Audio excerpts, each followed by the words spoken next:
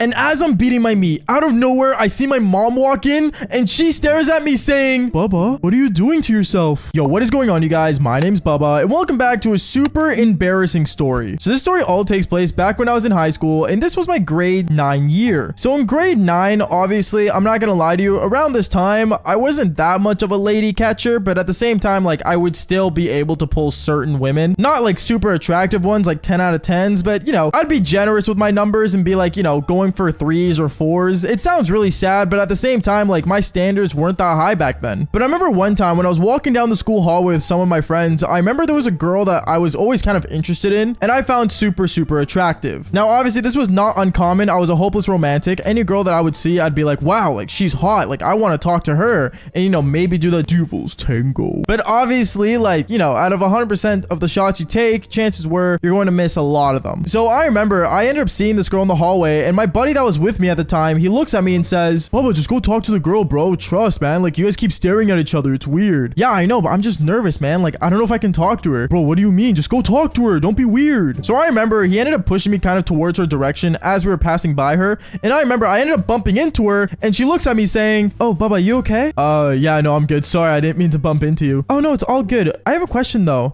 Yeah, what's up? We're in the same chemistry class, right? I believe so, yeah. Do you mind helping me with some chemistry homework? I know you're doing good in the class and I'm not, so like you down to like maybe help me out sometime? I did not know that she was gonna, you know, basically ask me for a study hangout, I guess, or a study date, but I was like kind of mind blown because this girl was way out of my league. So I remember I looked at her and I just basically nodded my head yes, really awkwardly because I didn't know what else to say. And then I remember she told me to basically take out my phone and I got my phone out and she put her number in. At that point, I ended up walking back towards my friend as he was watching the whole thing go down like literally 20 steps away from us. And he looks at me saying, see bro, what I tell you, it's that easy. Just talk to her, bro. Dude, you embarrassed me is what I told him afterwards. But in a way, I guess I do have to thank him because he got me a date, or at least so I thought, because what ends up happening next honestly kind of hurt my feelings. Later on that school day, I ended up basically texting this girl back and forth throughout the whole entire day. And me and her, we like always text back and forth even during class. And when we got to chemistry class, I remember she decided to sit beside me during chemistry. And I gotta say, it was the most insane thing ever. Obviously me, I had to impress her by at least getting my work done and at least trying to be, you know, looking smart for her because she thinks I was smart, when in reality, I'm not gonna lie to you guys, I really wasn't that smart. But I basically got my work done ahead of time and she obviously didn't. And she looked towards me and says, oh, Bubba, I'm just wondering, maybe like after school, you down to like maybe like hang out and like maybe like I'll go over to your place and we could like study? Yeah, no, I'm down 100%. And at that moment, I got super excited. I'm like, bro, no way. I just pulled a date. This is easy. Let's go, Bubba in the game. But then I gotta say later on, my heart got broken because after school that day, I remember I went outside and I basically stood outside my school waiting for her to basically meet up with me so we could head back to my place. But as I'm looking around, I basically waited there longer than 1 hour and I saw that she was nowhere to be found. I basically got stood up and I was really upset to the point where I remember going home, I was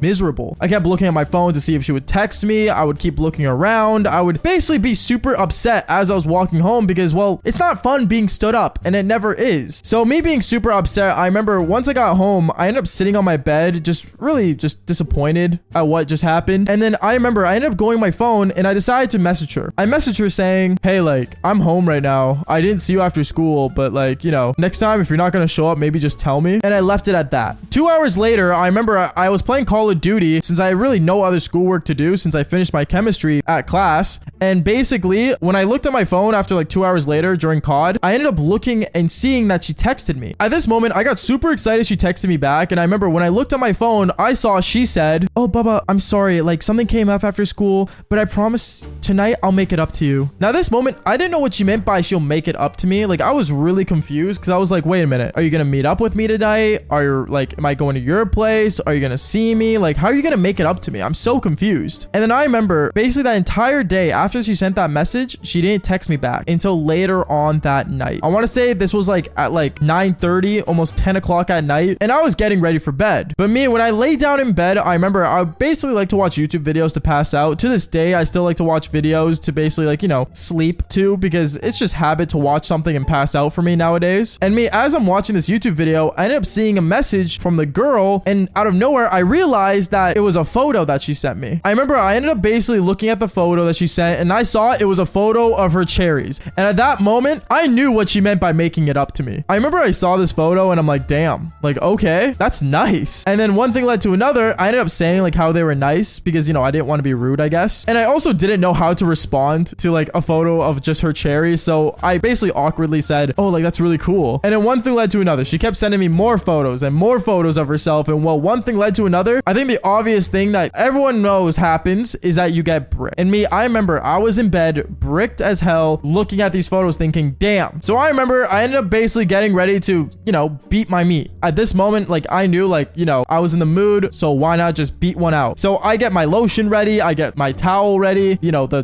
Duvel's cream towel that I usually use. And then I remember I ended up getting ready and I started beating my meat. Yeah, I started beating it. And out of nowhere, I remember there was one moment where she actually ended up sending me a video of her, and I ended up basically like pressing play on the video, and it ended up like having like a loud volume, and I had my AirPods in because like I was watching a video earlier. And I remember as like this video was playing in my ears and I was like, you know, wanking one out of nowhere, I ended up seeing my mom come into my room and she looks at me, and I didn't notice her until I ended up looking to the side when the video was over, and she was just staring at me, beating my meat. And she looks at me saying, Bubba, what are you doing to yourself? I remember I covered myself really quickly with my blanket and I was like, Mom, like, what are you doing? Like, I'm busy, Mom. And she just looks at me super awkwardly, not knowing what to say at all. Honestly, I don't know what moms are supposed to do in this moment. Like, I never really understood what was supposed to happen, but I remember my mom ended up leaving my room right away when I kind of freaked out at her. And she ended up basically like, you know, waiting by the door until I came out. And when I came out of my room, out of embarrassment, my mom looks at me and says, oh, Bubba, don't be embarrassed. It's okay. It's very common. It's human nature. And at that moment, I'm thinking, Mom, like, why didn't you knock? Like, what is going on with you? Like, I was super upset. But one thing I will say is that later on, me and my mom, we ended up sitting down and we talked it out. And basically she told me how like I was turning into a grown-up and like, you know, how I'm gonna feel all these emotions. And I guess, you know, I had to relieve them in some way. I don't know. It was the most awkward conversation to have with your parent. And honestly, if you're a parent watching this video, how in the world are you supposed to like communicate with your child or like your kid about this? Like, it's just super weird. What I will say though is that if you guys don't want your parents walking in on you, my opinion, just fall for more embarrassing stories. Peace out, guys.